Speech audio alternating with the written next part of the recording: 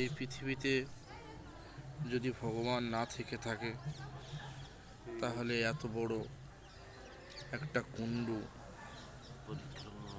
পরিক্রমার মাধ্যমে দেখতে পেলাম কন্টিনিউ জলটা কম্পন হচ্ছে এবং এত বড় কুণ্ডুতে কি করে কম্পন হয় সেটাই আমার জীবনে দেখার একটা বড় উদ্দেশ্য ছিল।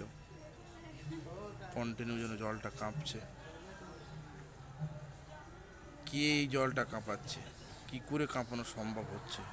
কেউ নেমে নেই, কেউ নামছে না, কেউ দাপাদাপি করছে না, তবুও জলটা কন্টিনিউ কেঁপে যাচ্ছে।